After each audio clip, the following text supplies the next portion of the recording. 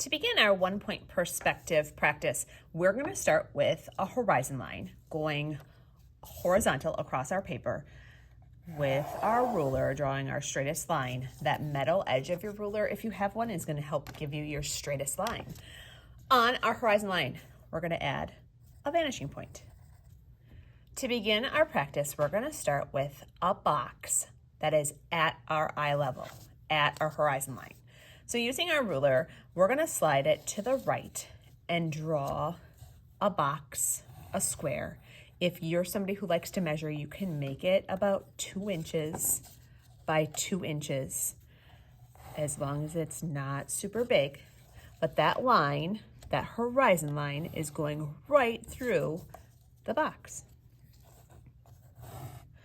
From here, we're going to look around our room to try to find an example of something that is right at our eye level. If we're standing up, we would look right at the middle of it. You're going to notice that when we see something at our eye level, we can see the front of it, but we also see the side of it. So I am going to connect 2 corners of that box to the horizon, or to the vanishing point, because I want to see 2 sides, the front and the edge. So because I see 2 sides, I connect 2 corners. Using my ruler, I'm going to connect that corner on the box to the vanishing point, and I'm going to do the same thing on the other side. It does not look like much at this point. It looks like it's a house tipped on its side. We've got the square and the triangle roof. To make this look like an actual box, we need to put a side on it. That side has to be parallel with the edge of the square, the side of the square. So I'm keeping my ruler lined up with the side of that square, and I am moving it towards the vanishing point to give an ending to it. To help see that box, you can do some shading. I'm shading in that side that looks like a parallelogram, and I might shade the front of it. I'm trying to get these 2 sides to have different values, a lighter and a darker. These are now our guidelines. Some kids prefer to erase them. Some kids prefer to keep them on so that they can remember what to do. That is your choice. I'm keeping the horizon line. The next box, just for the sake of our drawing, we're going to move it up to the top left corner. It's going to be up in this space, not touching the horizon line. So I'm going to make my box up in the corner. After you've drawn that box, take a peek around the classroom to see if you can find some things that are above your eye level. So if this is your eyes, what in this classroom is so high it's above your eye level? You might notice that we can see 3 sides of something above our eye level. We can see the front, an edge, and the bottom because it's so high. When we see 3 sides, we're going to connect 3 corners to the vanishing point. Using my ruler, I'm going to line those corners up. 1, 2. I am not connecting the corner that's the furthest away, that really far one, just the ones that are closest to the vanishing point. That line's a little off, but I'm going to go with it. 1, 2, 3 corners because I see 3 sides. Then, some of you are already guessing, we need to make an end to that box. So it's going this way. I'm going to line my ruler up with the edge of this box. Keeping my ruler parallel, I'm going to slide my ruler and make an ending line that's between those going to the horizon or the vanishing point. Then you can see there's the edge of my box, and you can shade yours in. These 2 lines are parallel, but we need to end the bottom. Right now the bottom looks like it's going on and on and on forever. We need a right angle.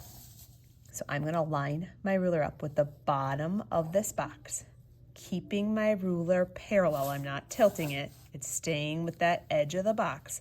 I'm looking for this corner right here that I already made, and I'm drawing a parallel line. These are parallel, but I have this right angle right here that helps me see my box. So at this point, I might shade the bottom and the side and the front. Now I'm trying to get 3 different values, a light, a medium, and a dark. If you are somebody who wants to erase these guidelines, you can. Those are just to help us draw correctly. Our last box we're going to draw is going to be under the horizon line. So just for the sake of this drawing, I'm going to keep it straight under this one. This box cannot touch the horizon line. It's under it. So after you finish drawing this box, take a peek around this room. What in this room is under your eye level? Shorter than you, lower than you. You're going to notice that we can see an edge, a top, and a side. If we see 3 edges of that box, we're going to connect 3 corners to the vanishing point. Using my ruler, straight line, next corner, and my last one. I am not doing the one that's farthest away. So at this point, if we have 3 sides, we have to add 2 parallel lines, just like we did up here, and we got to come up with a right angle. So I am going to line my ruler up with the side of this box, and I am keeping my ruler straight up and down, parallel. I'm going to draw a line between these 2 lines going to the vanishing point. If I stretch it too high, it's going to look a little funny. I don't want it to be in that area. From here, if you want to shade that in so you can kind of see the side, you can do that. That's going to help me flip my ruler, lining it up with the other edge of the box, and I'm going to keep that ruler straight and parallel till I touch right here. And I draw my parallel line, looking that I have this right angle in the back. I can shade the top and the front. I've got a light, a medium, and a dark value, 3 sides. I can see that right angle. It looks good. This next box, I just want to show you as an example. You do not have to draw it, but with every 1-point perspective drawing, there's always some rule breakers. So you could go home tonight and you could say, oh, look, we learned how to draw 1-point perspective.